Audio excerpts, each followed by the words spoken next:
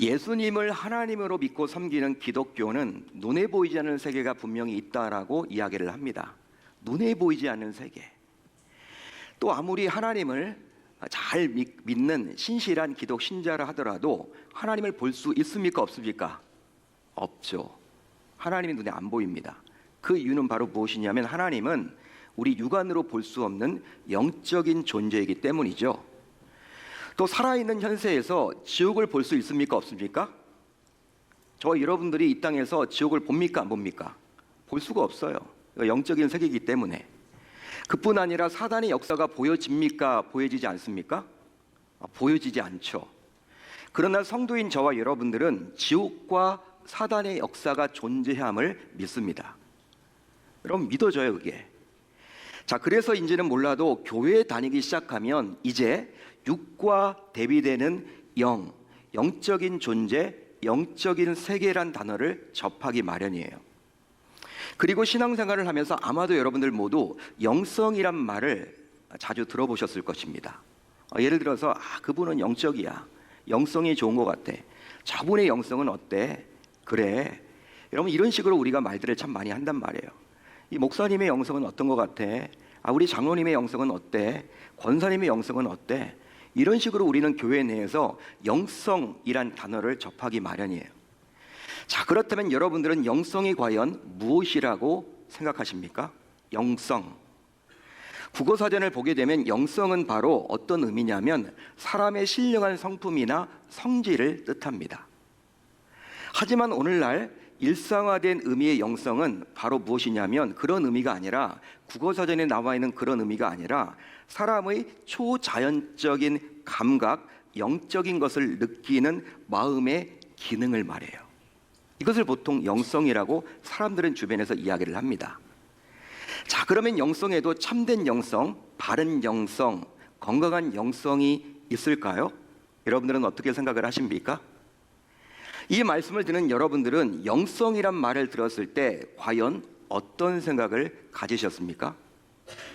또 자기의 영성에 대해서 고민해 봤거나 관심을 기울여 본 적이 과연 있으세요? 심지어 영성이 어떠해야 한다고 여러분들은 생각을 하십니까? 그러면 이 말씀을 듣는 여러분들은 현재 건강한 바른 영성의 소유자이십니까? 자, 오늘 우리가 살펴볼 에베소서는 바울이 옥 안에서 에베소 교회 성도들에게 보낸 서신입니다. 그러니까 옥중서신이라고 보통 이야기를 하죠. 특히 바울은 순회 전도자였기 때문에 한 도시에 오래 머물면서 복음 전하지 않았어요. 그리고 나서 오랫동안 머물면서 교회를 개척하지도 않았습니다. 자, 그런데 유독 에베소 지역에서는요, 오래 머물면서 복음도 전하고 교회를 개척했습니다. 그 교회가 바로 에베소 교회죠. 따라서 바울의 입장에서는 에베소 교회가 얼마나 소중하고 또 건강하게 성장하기를 기대했을까요? 자기가 오랜 시간을 들였기 때문에 더 애착이 가겠죠. 다른 교회보다도. 에베소 교회. 자, 그런데 오간에 갇혀있는 상황에서 전해 듣기로는 뭘 전해 들었냐면 에베소 교회가 정말 주님의 핏값으로 세워졌는데도 불구하고 교회가 성장하면서 점점 주님이 원하시는 방향과는 다른 모습으로 변질이 되어 가더라는 거예요. 교회가 변질되는 그 모습, 여러분 그걸 듣는 겁니다. 지금 오간이 있으면서. 바울의 마음이 당시 어땠을까요? 너무나 힘들었겠죠. 자기 자녀와도 같은, 자기 자식과도 같은 교회인데, 성도들인데 하나님의 말씀대로 정말 성장하면 좋은데 그게 아니라 자꾸 하나님의 뜻과는 다른 방향으로 변질되어 가는 그 모습들을 자꾸 전해 들으니 바울의 마음이 얼마나 혼란스러웠겠습니까? 자, 그래서 바울은 더 이상 참을 수가 없어서 에베소 교회 성도들에게 교회가 과연 무엇인지, 또 교회에 속한 성도는 과연 어떤 식으로 신앙생활을 해야 하는지를 알려주고자 편지를 써서 보냈어요. 이 편지가 곧 무엇입니까? 에베소서입니다. 따라서 에베소서를 여러분들이 살펴보게 되면 교회를 바라보면서, 성도를 바라보면서 너무나도 안타까워하는 바울의 심정이 느껴지는 것이죠. 그런즉 이 시대의 교회를 향한, 또 성도를 향한 하나님의 뜻을 온전히 알기 원한다면 에베소서를 여러분들이 꼼꼼하게 살펴보셔야만 합니다. 왜냐하면 에베소서는요, 하나님께서 원하시는 교회의 상이 그려져 있기 때문에, 교회의 모습이 그려져 있고, 성도라면 어떤 식으로 신앙생활을 하면 좋을지, 교회와 성도와의 관계에 대해서 잘 그려주고 있기 때문에, 내가 정말 교회 중심의 온전한 신앙생활을 하기 원한다면, 하나님께서 원하시는 신자가 되기를 원한다면, 성도가 되기를 원한다면, 이 에베소서를 여러분들이 깊이 묵상하셔야 하는 것입니다. 자, 그런데 바울은 이제 오늘 말씀 17절에서 다음과 같이 이야기를 해주고 있어요. 우리 한번 17절 같이 한번 읽어봅니다. 시작. 그러므로 어리석은 자가 되지 말고 오직 주의 뜻이 무엇인가 이해하라. 아멘. 자, 이 구절에 따르면 바울은 에베소 교회 성도들에게 오직 주의 뜻이 무엇인지를 이해하라고 요구합니다. 자, 그러면 이 말씀을 듣는 성도인 우리는 주의 뜻을 어떻게 알 수 있을까요? 여러분들에게 묻고 싶어요. 자, 그렇다면 여러분들은 주의 뜻을 무엇으로 이해하고 계십니까? 더욱이 주의 뜻을 이해하게 되었다면 과연 무엇으로 이해하게 되셨나요? 그뿐 아니라 주의 뜻을 이해하는 것과 또 설교 초반부에서 이야기했던 바른 영성을 갖는 것은 과연 무슨 연관이 있는 것일까요? 여러분, 그러면 도대체 영성이 과연 뭡니까? 영성이란 과연 뭘까요? 영성이란 하나님을 만난 체험과 내 삶의 영역에서 하나님과 영적으로 관계하는 모든 과정을 말합니다. 이게 바로 영성의 정의라고 말할 수 있어요. 그렇지만 좀 뜬구름 잡는 정의처럼 느껴지죠? 이제 여러분, 제가 쉽게 설명을 해드리려고 합니다. 영성, 과연 뭐냐? 쉽게 말하면 하나님을 믿는 성도로서 스스로 하나님을 느끼는 정도를 의미하는 거예요. 따라서 참된 영성, 바른 영성, 건강한 영성은 하나님을 느끼는 정도가 몹시 강하겠죠. 삶 속에서, 신앙생활 내에서. 자, 그 이유는 바로 영성은 하나님을 느끼는 센서, 즉 감지기이기 때문입니다. 할렐루야, 할렐루야. 영성이 무엇이라고요? 하나님을 느끼는 센서, 감지기. 우리가 어두운 아파트 복도를 걸어갈 때 여러분, 이게 전등이 달려 있어요. 근데 항상 켜 있지 않습니다. 요즘에는요, 이렇게 여러분 사람이 지나갈 때 켜지죠. 그리고 사람이 이제 지나치면 꺼집니다. 여러분, 그게 일종의 감지기예요, 감지기. 사람이 여러분 감지되었을 때는 켜지는 것처럼, 영성은 하나님을 느끼는 센서 등 감지기라고 말할 수 있는 거예요. 자, 그러기에 영성은 성도로서 주의 뜻을 이해하는 것입니다. 믿으시면 아멘, 동의하시면 아멘. 그런즉 하나님의 말씀을 듣는데도 불구하고 하나님의 뜻을 전혀 느끼지 못한다면 이것은 무언가 영성의 고장이 났다라고 말할 수 있는 거예요. 매주 하나님의 말씀을 듣습니다. 또 개인적으로 하나님의 말씀을 묵상하기도 하고 듣기도 하고 또 여러 다른 목사님들의 설교를 통해서 우리가 은혜를 받는다고 해요. 그런데 하나님의 뜻을 항상 우리가 알지 못하게 된다면 이건 내 영성에 문제가 있음을 우리가 캐치해야 하는 것이죠. 따라서 바른 영성은 언제나 누구를 주목하는 거예요? 하나님을 주목합니다. 그리함으로 그분의 뜻이 무엇인지를 이해하려고 하며 그분의 뜻대로 살아가기 위해서 몸부림을 치는 것이죠. 그 결과 하나님의 뜻이 자신과 이웃들에게 실제로 실현되는 거예요. 그러므로 하나님을 믿는 성도로서 주님께서 원하시는 뜻대로 하나님과 이웃에게 살아내는 것, 이것이야말로 바른 영성이라고 감히 말할 수 있습니다. 할렐루야, 할렐루야. 자, 그렇다면 바른 영성을 가진 자는 과연 어떻게 살아갈까요? 우리가 여러분 이제 점검을 해보자고요. 나는 과연 바른 영성을 가지고 살아가는지 스스로 점검하는 시간을 가지기를 원합니다. 바른 영성을 가진 자들은 과연 어떤 모습이 드러나게 되어 있나? 우선 지혜로운 처신을 합니다. 지혜로운 처신을 하기 마련이에요. 자, 오늘 말씀 15절을 볼까요? 우리 한번 같이 읽어봅니다. 15절 시작. 그런즉 너희가 어떻게 행할지를 자세히 주의하여 지혜 없는 자같이 하지 말고 오직 지혜 있는 자같이 하여. 너희가 어떻게 행할지를 자세히 주의하여 지혜 없는 자같이 하지 말고 오직 지혜 있는 자같이 하여. 자, 이 구절에서 보여지는 지혜라는 말은요, 주의 뜻을 이해하고 깨닫는 것을 의미해요. 주님의 뜻을 이해하고 깨닫는 것을 의미합니다. 따라서 일상에서 우리가 자주 접하게 되는 이 지혜랑은요, 좀 다소 의미가 달라요. 우리가 삶을 살아가면서 야, 누구는 지혜로워, 누구는 지혜로워, 이런 말 참 많이 하죠. 거기에 나와 있는 지혜는 좀 달라요. 우리가 일상에서 주로 사용하는 지혜는 어떤 뜻입니까? 어리석은 것과 반대인 현명한 뜻이에요. 그렇지만 오늘 말씀은 그런 의미는 아니죠. 따라서 바른 영성을 가지는 성도라면 세상 사람들과는 근본적으로 다르다라는 것입니다. 한마디로 함부로 말하거나 행동하지 않는다라는 거예요. 왜냐하면 주님의 뜻을 이해하고 잘 알기에 주님의 뜻대로 자신과 이웃에게 실천하는 삶을 살아가려고 하기 때문입니다. 할렐루야, 할렐루야. 그러기에 바른 영성을 가진 성도라면 주변 사람들에게 상처나 고통을 안겨주는 말과 행동을 하려고 하지 않죠. 그런즉 바른 영성, 건강한 영성, 참된 영성은 곧 지혜로운 말과 행동으로 증명됨을 이제 우리 모두 기억할 수 있어야 할 줄로 믿습니다.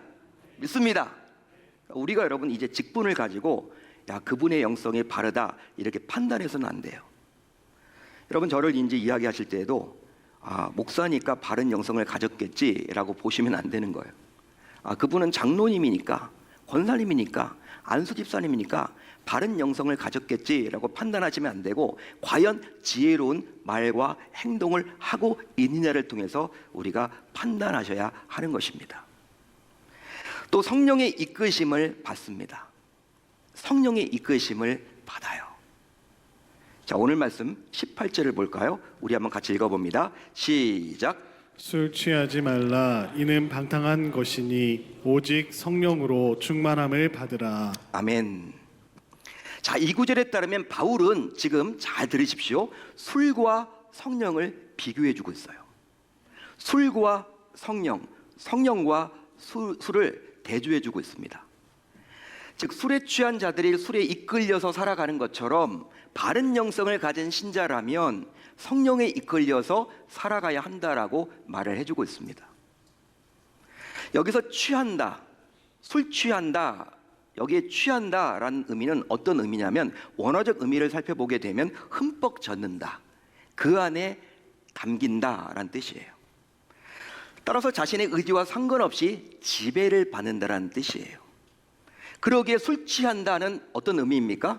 술의 지배를 받는다, 그런 뜻이에요. 술의 지배를 받는다.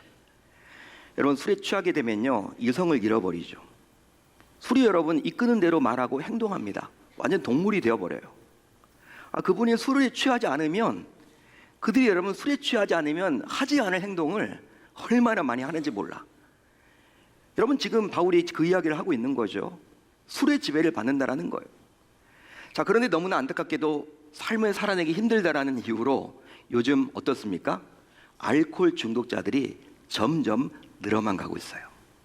유명 인사들이 여러분 술 취하는 가운데 막 여러분 운전도 하고요, 사고도 일으키고요. 그런 사람들은 왜 그런 일을 할까? 우리가 여러분 이해가 잘 안 될 때가 많은데 나름 괴롭다라는 거예요. 여러분 힘들다라는 이유로 알코올 중독에 찌들어 살아가는 분들이 점점 늘어만 가고 있다는 것이 사실입니다. 더욱이 예전과는 달리 20대, 30대의 젊은 층에서도 알코올 중독자가 늘어만 가고 있죠. 너무나 안타까운 일이에요. 즉 술이 없이는 심각한 불안 증세를 보이며 관계 맺기를 대단히 힘들어하며 심지어 소통에 장애를 일으키는 분들이 너무나도 많아요. 술 마시지 못하면요 친구들과도 대화를 못한대요. 그냥 카페에 앉아가지고 여러분 커피 마시면서 대화가 안 되는 거예요. 예? 여러분 꼭 술이 들어가야지만 속 이야기를 할 수 있다, 뭐 이런 식입니다. 심지어 유튜버 가운데 술을 주제로 영상을 올리는 분들이 꽤 있죠. 제가 여러분 곰곰이 생각을 해봤어요. 여러분 유튜버들이 술을 주제로 막 영상을 올려요. 근데 여러분 수십만 명이 그걸 바로 지켜봐요. 여러분 유튜버들은요 그걸 가지고 돈 버는 사람들입니다. 그런데 술로 여러분 주제를 삼아서 영상을 올렸을 때 많은 사람들이 구독도 하고 지켜보기 때문에, 바라보기 때문에 돈벌이가 되기 때문에 술 주제로 하는 거예요. 그만큼 여러분 우리 사회는요 술과 여러분 정말 너무나 점점 가까워지고 있는 상황 같아요. 너무나 안타깝죠. 자, 그러다 보니 어느새 이 세상은 이제 술 없이는 정성적인 활동을 하기가 어렵다라고 사람들은 이야기하고 있어요. 술뿐만이 아닙니다. 각종 도박과 성과 게임과 쇼핑과 심지어 마약에 중독된 나머지 그런 것에 지배받는 사회적인 분위기예요. 하지만 바른 영성을 가지는 성도라면, 참된 영성을 가지는 성도라면 이런 세상과는 분명히 달라야만 하는 것이죠. 그래서 이제 바울은 술의 지배가 아니라 오직 성령의 지배를 받아서 살아가라고 이야기를 해주고 있어요. 따라서 참된 영성을 가진 자라면 성령께서 일하십니다. 즉 성령께서 삶을 지배하고 주도해 나가십니다. 믿으시면 아멘, 동의하시면 아멘. 그러기에 주의 뜻이 무엇인지를 정확하게 이해하는 바른 영성을 가진 자라면 성령의 지배를 받아서 삶을 살아내야 하는 것이죠. 그런즉 자기의 생각과 자기의 경험과 자기의 의지보다도 오직 성령의 이끌림을 받는 곧 성령의 지배를 받고자 성령께 자신을 굴복시켜야 할 줄로 믿습니다. 바른 영성을 소유하려면 성령의 지배를 받아야 한다는 거예요. 또 있습니다. 삶의 기쁨이 있습니다. 삶의 기쁨이 있어요.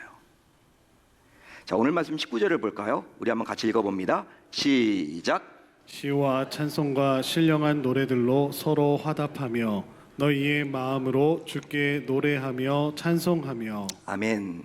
자, 이 구절을 여러분 잘 보시면요, 바른 영성을 가진 성도라면 세상에서 겪는 어려움을 술로 달래지 않아요. 술로 달래지 않습니다.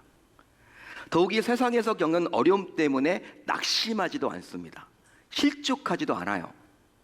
실제로 고난을 피할 수는 없지만 그렇다고 해서 그것 때문에 우울해하거나 낙심해하거나 삶을 결코 포기하는 경우는 없어요.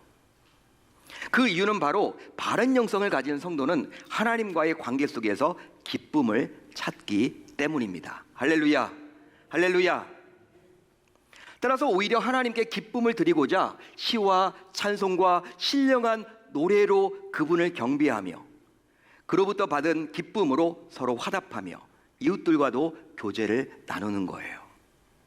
그러기에 바른 영성은 어떤 상황에서도, 어떤 처지에서도, 어떤 형편에서도 하나님을 떠올리며 그분으로부터 받은 기쁨과 즐거움을 결코 빼앗기지 않습니다. 믿으시면 아멘. 또 있습니다. 심지어 하나님과 주변 사람과의 관계도 바르게 유지합니다. 자, 오늘 말씀 20절로 21절을 볼까요? 이렇게 지금 바울은 이야기를 해주고 있습니다. 같이 한번 읽습니다. 시작. 범사에 우리 주 예수 그리스도의 이름으로 항상 아버지 하나님께 감사하며 그리스도를 경외함으로 피차 복종하라. 아멘. 여러분 이 구절을 보시면 어떤 내용입니까? 하나님과의 관계, 그리고 가까운 주변 사람들과의 관계에 대해서 말을 해주고 있어요. 하나님과의 관계, 그리고 가족들과 이웃들과의 관계에서 말을 해주고 있죠. 즉 하나님을 믿는 성도라면 하나님을 하나님으로 인정하고 그 하나님으로부터 받은 사랑과 은혜로 이제 주변 이웃들과 좋은 관계를 맺어야만 한다는 거예요. 할렐루야, 할렐루야. 그런데 이것이야말로 바른 영성을 가진 성도라고 감히 말할 수 있는 것입니다. 따라서 바른 영성,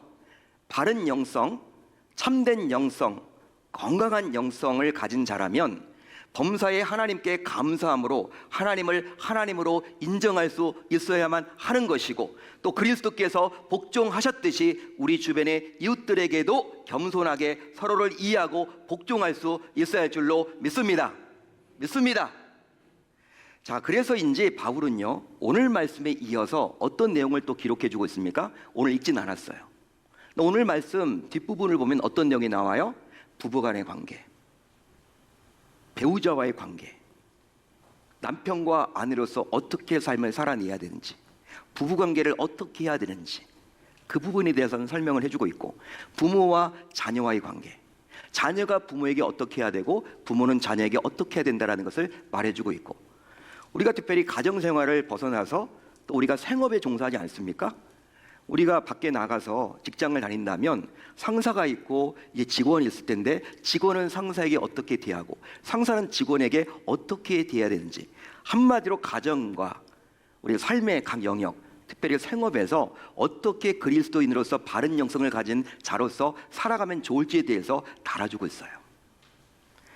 바로 바른 영성을 가진 성도로서 어떻게 가까운 자들과 관계를 맺어야 하는지를 말해주기 위함이죠. 믿으시면 아멘, 동의하시면 아멘. 사랑하는 성도 여러분, 이제 성도인 우리 모두 지금은 시간을 아껴야 할 때입니다. 지금은요, 시간을 아껴야 할 때예요. 어디 나와 있습니까? 바울은 이렇게 이야기하고 있죠. 세월을 아끼라, 때가 악하니라. 세월을 아끼라, 때가 악하니라. 아멘. 하지만 사단은 어떻습니까? 사단 마귀는요, 성도인 우리에게 거짓과 속임수로 성도인 우리의 영성을 무너뜨리려고 시간이 많은데 왜 이리 조바심을 내냐며 오히려 우리를 안심시키고 있어요. 신앙생활은 천천히 해. 구원 나중에 받으면 되지. 교회 나중에 시간 날 때 다녀. 지금은 네 일 바쁘잖아. 너 지금 공부할 때야. 학업이 중요해. 대학 가야지. 너 지금 취업하는 게 중요해. 취업이 중요하지. 취업하고 나서 교회 다녀. 너 지금 가정이 지금 문제가 생겼는데 교회 다니는 거? 그거 뭐야? 그거 아니야. 사단 마귀는요, 시간이 많다라고 자꾸 우리에게 미루라고 이야기를 해요. 여러분, 하나님은 그렇게 원치 않으신데, 지금이 여러분 중요하다고 이야기를 하시는데, 때를 아끼라고 하셨는데, 세월을 아끼라고 하셨는데, 사람은 자꾸 우리들에게 신앙생활을 뒤로 미루라고 요구합니다. 안심을 자꾸 시켜요. 지금까지 우리는 종종 영성하면 뭘 떠올렸냐면, 야, 그분 영성이 있어. 어떻게 생각했습니까? 어떤 영적인 파워, 힘을 떠올리거나 또 강력한 카리스마를 떠올리는 경우들이 많았어요. 여러분, 그러니까 막 따라가는 거예요. 어떤 기적을 베푼다 그러면요, 눈에 보이는 뭔가를 여러분 베풀면요, 그분이 여러분 영적인 카리스마가 있어, 막 따라다녔습니다. 그게 잘못되었다는 것이죠. 하지만 아무리 강한 영성이라도, 여러분 잘 들으십시오, 아무리 강력한 영성이라도 감사와 겸손이 동반되지 않는다면 이것은 바른 영성이라고 말할 수 있는 거예요. 여러분, 이단 교주들이 왜 문제가 됩니까? 예수님께서 이런 말씀을 하셨죠. 열매를 보면 알 수가 있잖아요. 열매를. 여러분, 도덕적으로 문제가 다 있잖아요. 도덕적으로 문제가 생겼잖아요. 여러분, 그걸 보고 여러분 우리가 판단을 해야 되는데, 예수님이 그렇게 말씀을 하셨으니까 어떤 신비적인 것들을 막 보인다고 그게 전부인 양 따라다녀서는 안 된다는 것이죠. 바로 예수님처럼 겸손과 감사가 과연 있느냐. 하나님이셨던 예수님은 감사와 겸손을 몸에 달고 사셨습니다. 그런즉 이제 저와 여러분들 모두 바른 영성을 소유하기를 원하십니까? 바른 영성을 소유하기를 기대하세요? 자, 그렇다면 우리 역시 감사와 겸손을 놓쳐서는 아니 될 줄로 믿습니다. 여러분, 오늘 말씀은 우선 목회자인 저 자신에게도 많은 찔림을 주었어요. 이 말씀을 전해야 될까? 나도 완벽하지 않은데, 나도 과연 바른 영성을 가졌는가? 오늘 말씀이 여러분 이렇게 우리가 묵상하면서 설교문을 작성하는데 하나님이 그런 이야기를 하시는 거예요. 오늘 말씀은 네가 먼저 회개해야 될 말씀이다.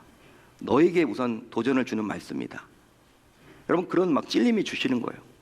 하나님께서 말씀을 읽어 내려가는데, 성도들에게 내가 과연 이런 영성에 관련된 설교를 해야 되는 건 맞나? 내가 바른 영성을 가지지 못했다라고 생각이 들거든요.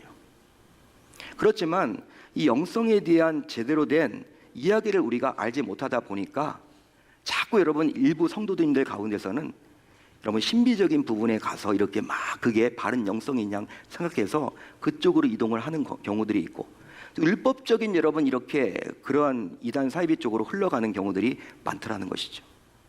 그래서 기도하는 가운데 저도 부족하지만 오늘 말씀을 선포합니다.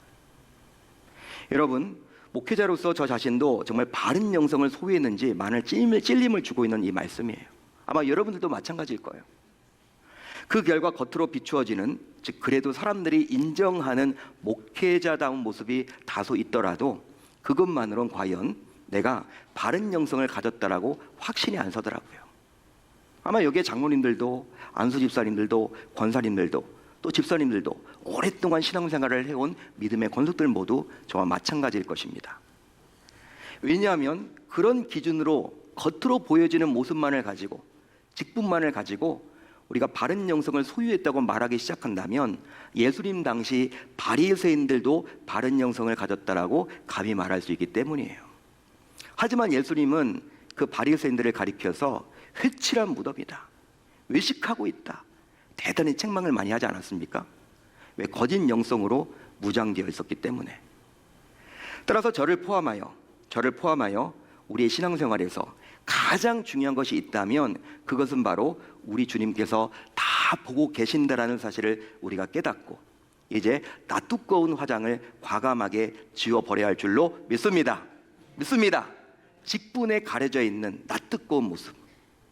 내가 목사이기 때문에, 그래도 내가 중직자이기 때문에, 내가 교회에 그래도 원로급인데, 내가 그래도 교회 오래 다녔는데, 여러분 이런 것 뒤에 숨지 말아야 한다는 거예요. 그 결과 성령의 지배를 모두 받아서 성령의 지배를 모두 받음으로 말미암아 위선과 외식이 없는 본질적인 것을 추구하도록 신자인 우리 모두 계속해서 힘써 나가야 할 줄 우리 주님의 이름으로 축원합니다. 그렇게 멋지게 살아보겠다라고 결단하고 다짐하는 저와 여러분들이 다 되실 수 있기를 바랍니다.